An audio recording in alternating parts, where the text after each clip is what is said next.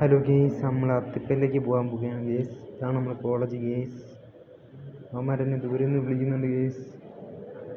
നമ്മളങ്ങ് യാത്ര പുറപ്പെട്ടു ഗേയ്സ്. നമ്മളിപ്പോൾ ബസ് സ്റ്റോപ്പിൽ നിൽക്കുകയാണ് ഗേയ്സ്. പക്ഷേ നമ്മൾ ലിഫ്റ്റ് അടിച്ച് പോകും ഗേയ്സ്.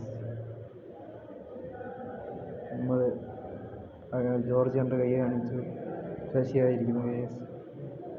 ലിഫ്റ്റ് ആരും കൊടുക്കുന്നില്ല ഗേയ്സ്. അക്ബറും ശശിയായിരിക്കുന്നു ഗേയ്സ്.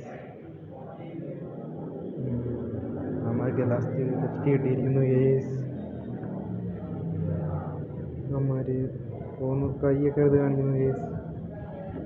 ഇനി നമ്മൾ 3 പേരും കൂടെ ഉള്ളൂ ഗേയ്സ്.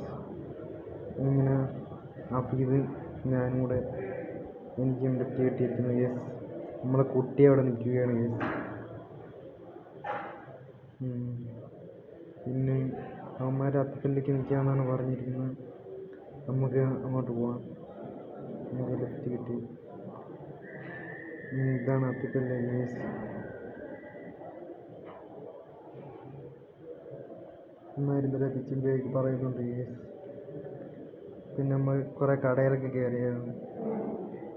മാർക്കറ്റ് കാണും ഗേയ്സ്. ഇതൊക്കെ ഒന്നും മേടിച്ചൊന്നുമില്ല ഗേയ്സ്. പിന്നെ നമ്മൾ അക്ബറിൻ്റെ 2 കൂട്ടുകാരന്മാരെ കണ്ടു ഗേയ്സ്. 2 കഴുതയാണ്. പിന്നെ നമ്മൾ കഴിക്കാൻ കയറി ഗേയ്സ്. മുട്ട ബിരിയാണി പിന്നെ കബാബുമാണ് ഗേയ്സ് കഴിക്കുന്നത്. പിന്നെ ഗേയ്സ് പിന്നെ നമ്മൾ കഴിച്ചു കഴിഞ്ഞു ഗേയ്സ്. പക്ഷേ ഒരുത്ത മാത്രം അവിടെ ഇരിപ്പുണ്ട്, ജോർജിക്ക് കഴിക്കാൻ ഭയങ്കര താമസമാണ് ഗേയ്സ്. അവന് വയറ് വീട്ടുമെന്നൊക്കെയാണ് പറയുന്നത്. കഴിക്കാൻ വേണമെന്നൊക്കെ ചോദിക്കുന്നുണ്ട്. അവിടെ നിന്ന് കിണിച്ചുകൊണ്ടിരിക്കുന്നു. പിന്നെ അവന് മെത്ത മേടിക്കാൻ വേണ്ടി കയറി ഗേയ്സ് ജോർജിക്ക്.